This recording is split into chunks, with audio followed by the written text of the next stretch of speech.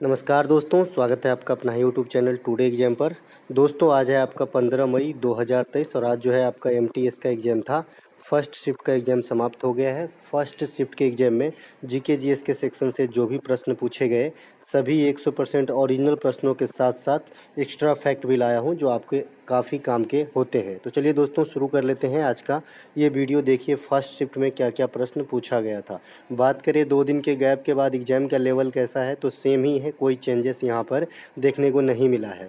एक प्रश्न पूछा गया था कि कौन सा अनुच्छेद समान सिविल संहिता से संबंधित है। देखिए सब दिन बताते आए हैं कि आर्टिकल 44 जो है ये समान सिविल संहिता से संबंधित है ना, जो आपके राज्य के नीति निदेशक सिद्धांत के बीच में आ जाता है ये आर्टिकल। ठीक है, तो आर्टिकल 44 यहाँ पे राइट आंसर करके आना था।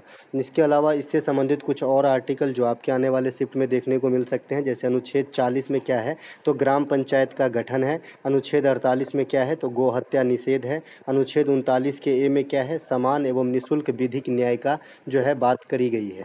ये आपके लिए वीवीआई रह सकती है। 39 का ए जरूर इसे ध्यान रखें। इसके तहत जो है समान एवं निःशुल्क विधिक न्याय की जो है प्राप्ति होती है। इसके अलावा अनुच्छेद 51 में क्या कहा गया है, अंतर्राष्ट्रीय शांति और सुरक्षा को बढ़ावा देना।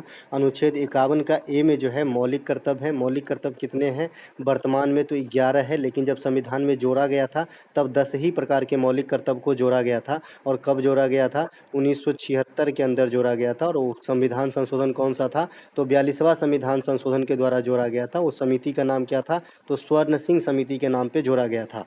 देखिए मौलिक कर्तव्य जो है ये आर्टिकल 51 के ए में है। अगर आपसे कोई भाग पूछे तो ये बताइएगा कि भाग 4 के ए में है। तो दोनों बात ध्यान रखेंगे मौलिक कर्तव्य के बारे में। इसके अलावा आपका बच जाता है इसमें इस बीच में इस स्लाइड में जो इंपॉर्टेंट आर्टिकल है नीति तत्व के अंदर, ये आर्टिकल 50 है। आर्टिकल 50 जो है ये कार्यपालिका से न्यायपालिका का जो शक्ति है उसके विभाजन या पृथकीकरण को दर्शाता है। चलते हैं आगे। अगला जो हमारा प्रश्न है जो पूछा गया आपका कि पंडित लच्छू महाराज का संबंध किस नृत्य से है। देखिए मैंने आपको एक कोड बता रखा है कि महाराज शब्द जैसे ही आए, आपको अगर याद है तो बहुत ही अच्छा, वेरी गुड। अगर आपको याद नहीं है तो महाराज सरनेम को आप कत्थक के साथ ले जाएंगे, कत्थक के साथ मैच करेंगे। तो यहाँ पे राइट आंसर कत्थक ही होता हुआ।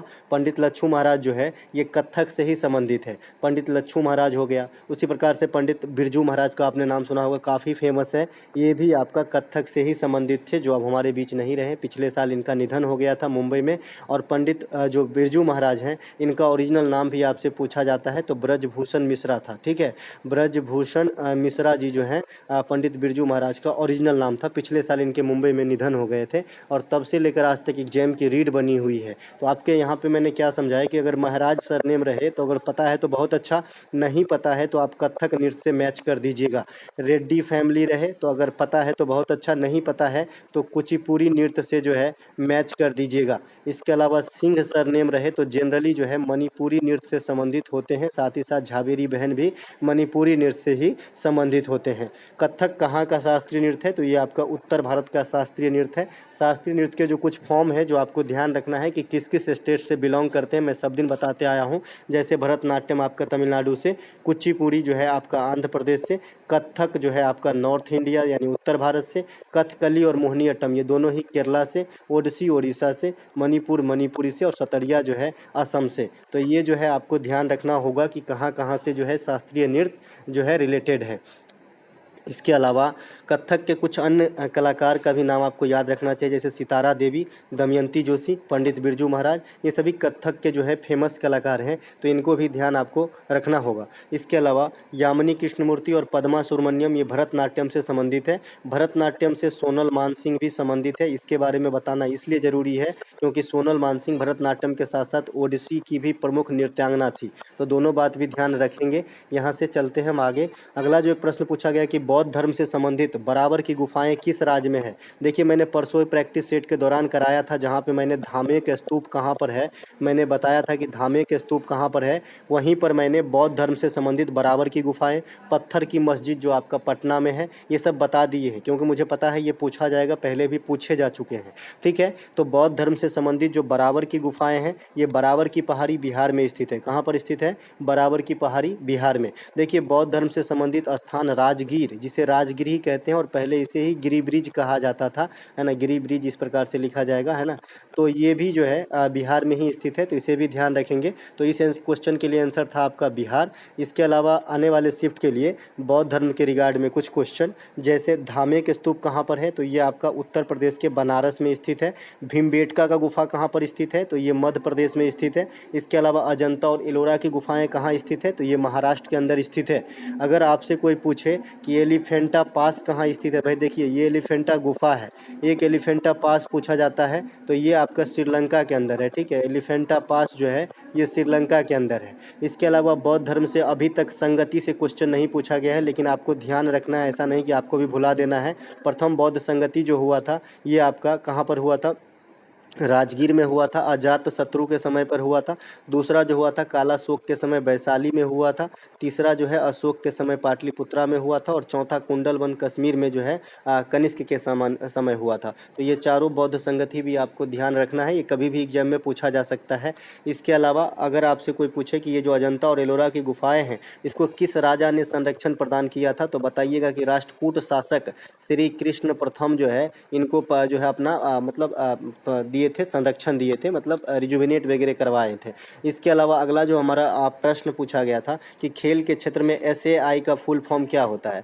देखिए SAI नाम से भी स्पष्ट है और ऑप्शन से भी आप छांट दिए होंगे, जो कभी नहीं जानते होंगे वो भी उस क्वेश्चन को राइट मार के ही आएगा, है ना, क्योंकि बेसिकली ये खेल के क्षेत्र से है तो भाई खेल में स्पोर्ट्स ही रहेगा इससे जनरली। तो स्पोर्ट्स अथॉरिटी ऑफ इंडिया होता है इसका, ठीक है, SAI का, है ना। तो यहाँ पे स्पोर्ट्स अथॉरिटी ऑफ इंडिया जो है इसका राइट आंसर होता हुआ नज़र आ रहा है। इसके अलावा आने वाले शिफ्ट के लिए कुछ फुल फॉर्म से जो क्वेश्चन है यहाँ पे मैंने रख लिया है, जो आपके आने वाले शिफ्ट में दिखेंगे। जैसे NHAI नहाई का फुल फॉर्म क्या होता है, नेशनल हाईवेज होता है, ठीक है, हाईवेज कर लीजिएगा, national highways authority of India, नहाई। ये भारत में जो है रोडों का जो नेशनल लेवल का जो हाईवे होते हैं उसके देख रेख बनाने बिगाड़ने के काम जो है देखते हैं। इसके अलावा आपसे एक क्वेश्चन पूछा गया था कि भारत में रोड कितने प्रकार के होते हैं, तो जनरली भारत में 4 प्रकार के रोड होते हैं, लेकिन जो BRO रोड बनवाते हैं, है ना, उसको भी अटैच कर दिया जाए तो 5 प्रकार के रोड हो जाते हैं। अब ये 4 प्रकार के रोड कौन कौन से होते हैं, तो एक तो नेशनल हाईवे होते हैं, एक राज्य के अपना हाईवे होते हैं, एक डिस्ट्रिक्ट रोड होते हैं और एक ग्रामीण रोड होते हैं। इसके अलावा जो 5वां होता है ये जो BSF के जवान वगैरह के लिए जो रोड बनाया जाता है, जो BRO निर्माण करवाता है, तो इस प्रकार से मिला के हम 5 प्रकार के रोड को इंडिया में देखते हैं। आपसे ये भी क्वेश्चन पार्टिकुलरली पूछा गया कि भाई BRO वाला जो रोड होता है, बॉर्डर पे जो रोड होता है उसे कौन बनाता है, तो BRO बनाता है, ठीक है, बॉर्डर रोड, है ना। तो ये इसे भी ध्यान रखेंगे। इसके अलावा इरडा का फुल फॉर्म क्या होता है, जो आपका सबसे पहले पूछा जाता है कि किस क्षेत्र से संबंधित है, तो बीमा क्षेत्र से संबंधित है। इरडा की स्थापना भी कई दफ़ा पूछा गया है, 1999 में होती है। इरडा का मुख्यालय भी पूछा गया है, तो हैदराबाद में स्थित है ना, हैदराबाद में स्थित है आपका किसका, इरडा का मुख्यालय, ठीक है। तो इसका फुल फॉर्म क्या होता है, तो insurance regulatory and development authority of India. नाम से ये स्पष्ट है कि बीमा क्षेत्र में है तो इंश्योरेंस होगा आई से, ठीक है। तो ये बात भी आपको ध्यान रखना है।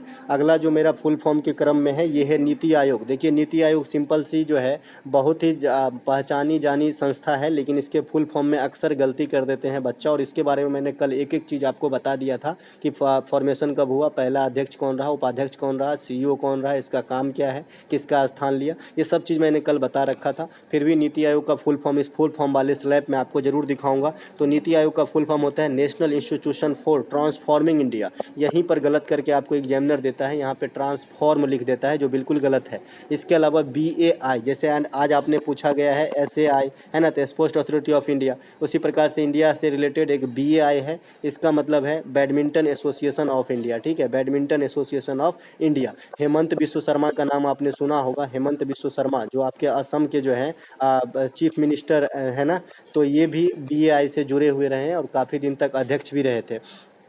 इसके अलावा BCCI का भी फुल फॉर्म आपसे पूछा जा सकता है, तो इसे तो हिंदी में हम लोग कह देते हैं भारतीय क्रिकेट कंट्रोल बोर्ड, लेकिन अंग्रेजी में आपसे फुल फॉर्म पूछा जाता है तो the board of control for cricket in India. इस प्रकार से BCCI के फुल फॉर्म होंगे। इसी प्रकार से जो इंटरनेशनल लेवल पर क्रिकेट का संस्था है उसको हम कहते हैं ICC का फुल फॉर्म होता है इंटरनेशनल क्रिकेट काउंसिल, और ICC का मुख्यालय भी आपसे पूछा जाता है, तो ये दुबई के अंदर है ICC का मुख्यालय। और वर्तमान में जो इसके अध्यक्ष हैं ये है ग्रेग बर्कले। कौन है, ग्रेग बर्कले जो है ICC के अध्यक्ष हैं। और बीसीसी के अध्यक्ष जो है वर्तमान में, ये करंट सेक्शन से क्वेश्चन आएगा, तो रोजर बिन्नी बने हैं, जो आपका सौरभ गांगुली साहब का स्थान लिए हैं। चलते हैं अगले प्रश्न की तरफ। अगला प्रश्न जो है हमारा, ये पूछा गया था कि one who does not believe in God, one word substitution अंग्रेजी के अंदर आपसे पूछा गया था कि ऐसा आदमी जो भगवान में विश्वास नहीं करते हैं, या हिंदी में इसे नास्तिक कहते हैं, तो नास्तिक के लिए क्या है शब्द अंग्रेजी में, तो एथेइस्ट होता है। ठीक है, इसी एथेइस्ट में से अगर आप ए हटा देंगे, खाली थेइस्ट लिखेंगे ना, तो आपका इसका हो जाता है आस्तिक, यानी जो बिलीव करते हैं गॉड में उसे आस्तिक कहते हैं, एथेइस्ट कहते हैं, और जो बिलीव नहीं करते हैं उसे एथेइस्ट कहते हैं। तो एथेइस्ट आज का आपका एग्जाम में पूछा गया था वन वर्ड सब्स्टिट्यूशन के अंदर। इसके अलावा एक प्रश्न रिपीट किया गया है यहाँ पे कि जनगणना 2011 के अनुसार भारत की शहरी जनसंख्या कितनी है। देखिए, जनगणना 2011 के अनुसार भारत की शहरी जनसंख्या और ग्रामीण जनसंख्या मैंने बता रखा है कि शहरी जनसंख्या जो है लगभग 31.5% यानी 31.2% के जो है जगह पे है। तो नगरीय जनसंख्या इतना हो गया, तो ग्रामीण जनसंख्या कितना हो जाएगा, तो 30 होता तो 70 हो जाता, तो ग्रामीण जनसंख्या लगभग आपका जो है कितना हो जाएगा, 68% के करीब जो है ग्रामीण जनसंख्या हो जाएगा। तो दोनों बात ध्यान रखेंगे। अभी शहरी अर्बन वाला पूछा गया है, हो सकता है कि बाद में रूरल वाला भी पूछा जाए। इंडिया के ओवरऑल साक्षरता की बात करेंगे तो 74.04% है, और मैंने आपको बता रखा है कि 2021 के जनगणना का कोई भी डाटा ऑफिशियल रिलीज नहीं हुआ है, तो आपको 2011 के जनगणना को ही डाटा लेकर एग्जाम के अंदर जाना है। और इस पर मैंने एक पार्टिकुलर वीडियो भी बना दिया है, शायद वीडियो के डिस्क्रिप्शन में आपको लिंक भी मिल जाएगा। तो जनगणना वाली वो वीडियो और आर्टिकल वाली वो वीडियो देखने के बाद आपका 5 नंबर फिक्स हो जाता है, कोई भी नहीं काटेगा, इससे बाहर आपको क्वेश्चन नहीं आएगा जो मैंने वीडियो बनाया है। ठीक है, तो ये दोनों आपको जो है ग्रामीण और शहरी जरूर ध्यान रखना है। शहरी कितना हो गया, 31.2 यानी लगभग 31.5%, और ग्रामीण इसकी 100 में से घटा देंगे तो ग्रामीण आ जाएगा। ठीक है, अब तो ये हो गया ओवरऑल इंडिया की अर्बन और रूरल पॉपुलेशन। अगर आपको पार्टिकुलरली पूछता है कि भाई सबसे ज़्यादा अर्बन पॉपुलेशन किस स्टेट में है, तो महाराष्ट्र में सबसे ज़्यादा अर्बन पॉपुलेशन है ना। लेकिन परसेंटेज के हिसाब से अगर पूछा कि सबसे ज़्यादा अर्बन पॉपुलेशन किस राज्य का है, तो फिर गोवा हो जाएगा। ये दोनों बात अच्छे से ध्यान रखेंगे। प्रतिशतता के हिसाब से पूछता है कि सबसे ज़्यादा अर्बन पॉपुलेशन का परसेंटेज किस राज्य में है, तो गोवा, और ओवरऑल सबसे ज़्यादा अर्बन पॉपुलेशन कहाँ पे है, तो महाराष्ट्र के अंदर है। इसके अलावा सबसे कम अर्बन पॉपुलेशन हो, सबसे कम रूरल पॉपुलेशन हो, और सबसे कम पॉपुलेशन हो, ये तीनों ही चीज़ जो है ओवरऑल किसके पास है, तो सिक्किम के अंदर है। सिक्किम ये तीनों ही क्वेश्चन का आंसर अपने पेट में लेके समाया है कि सबसे कम जनसंख्या भी है, सबसे कम शहरी जनसंख्या भी है, और सबसे कम जो है ग्रामीण जनसंख्या भी है सिक्किम के अंदर। तो ये बात आपको ध्यान रखना है। अगला एक प्रश्न पूछा गया था जो मैं सब दिन बताते आया हूँ भैया, गंगा नदी तंत्र को मैंने 2 मिनट में आपको समझाया था, और ब्रह्मपुत्र नदी तंत्र को भी 2 मिनट में समझाया था। यहाँ पे मैं गंगा नदी तंत्र को फिर से एक बार डिस्क्राइब कर दूंगा, ताकि आप भविष्य में कोई भी एग्जाम देंगे तो आप कभी भी नहीं भूलेंगे इनके सहायक नदी कौन कौन से है, कहाँ से निकलती है, कहाँ गिरती है। ठीक है, और किस किस राज्य से होकर बहती है। ठीक है, यहाँ पे मैं समझा दूंगा। पहले क्वेश्चन को समझा दूं। भागीरथी और अलकनंदा में, भागीरथी नदी अलकनंदा में मिलकर कौन सी नदी का निर्माण करता है। यह जगह का नाम नहीं पूछा गया था कि कहाँ मिलता है, ये सिर्फ पूछा गया था और भी हलवा कर दिया कि कौन सी नदी का निर्माण होती है। तो आंसर है आपका गंगा। और ये कहाँ पे मिलता है, देवप्रयाग में। देवप्रयाग कहाँ है भैया, उत्तराखंड के अंदर स्थित है। पहले इस पॉइंट को समझ लेते हैं, फिर मैं आपको ड्रॉ करके जो है गंगा नदी तंत्र को समझा दूंगा। अलकनंदा और भागीरथी का मिलन स्थल कहाँ पे होता है, देवप्रयाग। देवप्रयाग अपने आप में कहाँ पे है, उत्तराखंड के अंदर है। ठीक है, गंगा की सहायक नदी जो है, ये प्रथम सहायक नदी रामगंगा होता है गंगा का। ठीक है, प्रथम सहायक नदी, यानी जब फॉर्मेशन हो गया तो उसके बाद पहला तो कोई तो मिलेगा, तो सबसे पहले कौन मिलते हैं, रामगंगा नदी मिलते हैं। इसके अलावा भारत में जो है गंगा को राष्ट्रीय नदी का दर्जा दिया गया है, और ये गंगा नदी की टोटल लंबाई 2525 किलोमीटर है। अगर आपसे कोई पूछे इस लैंग्वेज में कि भारत में बहने वाली सबसे लंबी नदी कौन है, तो आप गंगा नहीं मारिएगा, है ना। सबसे लंबी नदी भारत में जो बहने वाली है ये ब्रह्मपुत्रा है, लेकिन इसमें कमी क्या है, तो ये इंडिया के क्षेत्र से नहीं निकलती है। जैसे गंगा देवप्रयाग में बन के फॉर्म हो जाती है ना, लेकिन ब्रह्मपुत्र जो है तिब्बत से निकलती है, इसीलिए ये बाहरी नदी काउंट होता है। लेकिन भारत के अंदर ज़्यादातर क्षेत्र इसका बहता है, लेकिन इसकी लंबाई भारत के अंदर गंगा से भी ज़्यादा है, तो ये बात भी ध्यान रखेंगे, है ना। लेकिन आपको जो है जो राष्ट्रपारीय नदी हो जाता है ब्रह्मपुत्र, इसीलिए हम गंगा को ही सबसे लंबा मानेंगे, क्योंकि गंगा का ओरिजिन जो है इंडिया के अंदर है। आप समझ गए, आई होप मैं क्या समझाना चाह रहा हूँ। इसके अलावा गंगा की सबसे बड़ी सहायक नदी जो है यमुना, लेकिन आपसे एग्जामिनर हो गया है चालाक, तो सेकेंड लार्जेस्ट ट्रिब्यूटरी पूछा जाता है, दूसरी सबसे बड़ी सहायक नदी तो सोन नदी हो जाएगा। ठीक है, सोन नदी के बारे में क्वेश्चन अलग से पूछा जाता है कि सोन नदी गंगा में आकर किस दिशा की तरफ से मिलती है, तो आपका आंसर होगा साउथ के तरफ से, दक्षिण के तरफ से आके मिलती है, जो पटना से पहले आरा के पास जाके गंगा में समाती है। इसके अलावा अन्य सहायक नदी जो है कोसी है, गोमती है, महानंदा है, निरंजना है इत्यादि गंगा के प्रमुख सहायक नदी है। अब गंगा नदी तंत्र को थोड़ा सा समझ लीजिए। मान लीजिए ये है अलकनंदा और ये है भागीरथी, ठीक है, ये है आपका भागीरथी और ये है आपका अलकनंदा। कहा जाता है प्राचीन काल में कि भागीरथी ही गंगा को पृथ्वी पे लाए हैं, ठीक है। तो ये है आपका मान लीजिए देवप्रयाग जगह जहाँ पे गंगा फॉर्मेशन हो गया। अब ये बन गया देवप्रयाग में क्या, गंगा, दोनों का जब धारा मिल गया तो ये बन गया गंगा। अब ये गंगा आगे चली तो ऐसे चलती है, गंगा जैसे ही आगे जाए तो अभी ये उत्तराखंड में है, फिर यूपी आएगा, है ना, यूपी, फिर आपका बिहार आएगा, फिर पश्चिम बंगाल आएगा, ठीक है। तो उत्तराखंड के अंदर ही गंगा को सबसे पहले जो नदी मिल जाती है। अब ये गंगा का फॉर्मेशन तक तो समझ गए थे, ये ग्राफ आपके पास फिर से है। तो सबसे पहले इसको रामगंगा नदी जो है आके समाती है उत्तर के तरफ से, और ये रामगंगा नदी कहाँ से आती है, उत्तराखंड के से ही आती है और रामगंगा नेशनल पार्क के बीचों बीच से बहती है। रामगंगा नेशनल पार्क को पहले जिम कॉर्बेट नेशनल पार्क कहा जाता था, अब रामगंगा नेशनल पार्क कहा जाता है। तो ये बात भी आपको ध्यान रखना है, इसका नाम बदल गया है।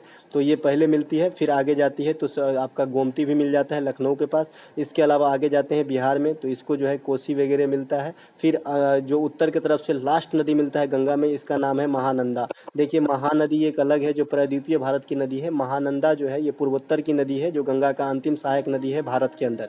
तो गंगा की प्रथम सहायक नदी रामगंगा है और अंतिम सहायक नदी महानंदा है भारतीय भूभाग क्षेत्र में। अब दक्षिण की तरफ से यमुना मिलता है, सोन मिलता है, निरंजना मिलता है ना। तो ये सब जो है आपका गंगा में मिल जाता है, कर्मनाशा भी मिल जाता है, ठीक है। तो ये सभी जो है गंगा में दक्षिण की तरफ से मिलते हैं और उत्तर की तरफ से आपके पास मैंने बता ही दिया, गोमती हो गया, है ना, कोसी हो गया, इसके अलावा आपका रामगंगा हो गया, महानंदा हो गया। तो ये सब गंगा नदी तंत्र को आप समझेंगे। इसके अलावा जैसे ही गंगा नदी पश्चिम बंगाल में पहुंचता है तो इसकी धारा फिर से दो भागों में डिवाइड हो जाता है। एक धारा चला जाता है बांग्लादेश की तरफ और एक धारा इधर ही मुड़ जाता है। जो इंडिया में रह जाता है इसे हुगली कहते हैं और जो बांग्लादेश में चला जाता है इसे पद्मा कहते हैं और अंततः जो है ये बंगाल की खाड़ी में समा जाती है। आई होप आप गंगा नदी तंत्र को मोटे मोटे तौर पे समझ गए होंगे। इसके अलावा एक क्वेश्चन फिर से रिपीट किया गया कि शीतकालीन ओलंपिक 2022 का आयोजन कहाँ हुआ था, पहले भी पूछा गया था। तो शीतकालीन ओलंपिक 2022 जो है ये चीन बीजिंग में हुआ। तो यूं कहें कि क्वेश्चन जो आ रहे हैं एग्जाम में इसमें 5 क्वेश्चन रिपीटेड ही रहता है और 5-6 क्वेश्चन मेरे एक्स्ट्रा फैक्ट से रहता है, यानी क्वेश्चन जो है ओवरऑल मीडियम टाइप के ही रहते हैं, कोई हार्ड नहीं रहते हैं।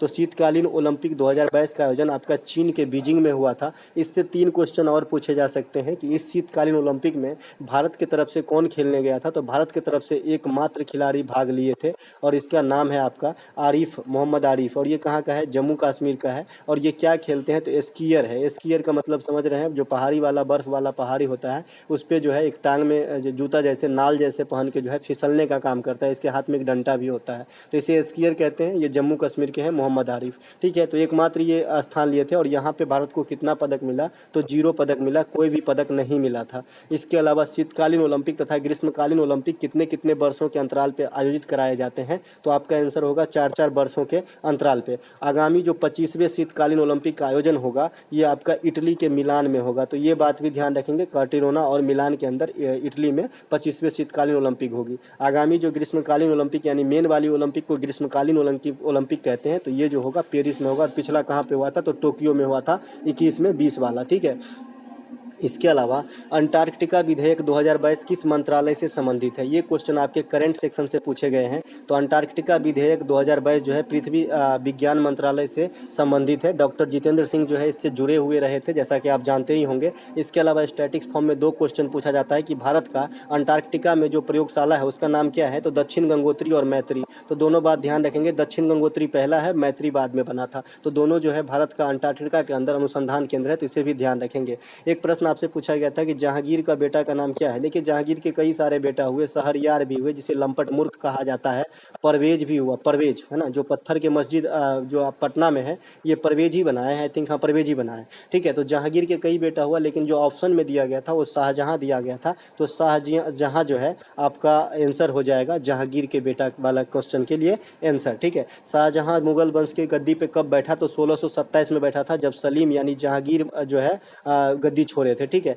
इसके अलावा सलीम से पहले कौन थे, तो अकबर थे। तो थोड़ा सा क्रम देख लीजिए कौन कौन सा है। सबसे पहले तो बाबर आया 1526 में, मुगल वंश पे बैठा। फिर हुमायूं आया, हुमायूं जो है अपदस्थ कर दिया था। हुमायूं को कौन? शेरशाह सूरी। सूर्यवंश की स्थापना हुआ और बहुत दिन तक टर्मिनेट रहे। इसके बाद फिर अकबर आ गए हुमायूं के बाद, है ना। इस बीच में सूर्यवंश आ जाता है शेरशाह सूरी का, है ना। इसके अलावा अकबर के बाद सलीम आ जाता है, उसका बेटा जहांगीर, सलीम कहा जाता है उसको। फिर शाहजहां आ जाता है, ठीक है। उसके बाद औरंगजेब आते हैं। तो ये सब जो है मुगल वंश के कुछ क्रम है जो आपको ध्यान रखना चाहिए। साथ ही साथ शाहजहां के शासनकाल को मुगल स्थापत्य कला का स्वर्ण युग कहा जाता है। स्थापत्य कला माने बड़े बड़े महल वगैरह जो नमूने वगैरह हैं, किला वगैरह हैं, ज़्यादातर जो है शाहजहां के काल में ही बनवाया गया था। ओवरऑल मुगल वंश का स्वर्ण काल जो है अकबर के काल को कहा जाता है, ठीक है। लेकिन स्थापत्य शब्द लगा देगा तो शाहजहां आंसर हो जाएगा, और चित्रकला का स्वर्ण काल कहेगा तो फिर सलीम हो जाएगा, जहांगीर के काल को कहा जाता है। तो ये सभी बातों को ध्यान रखते हुए मैं आगे निकलता हूँ। प्रधानमंत्री महिला सशक्तिकरण योजना किस मंत्रालय के अधीन है? देखिए, प्रधानमंत्री महिला सशक्तिकरण योजना जो है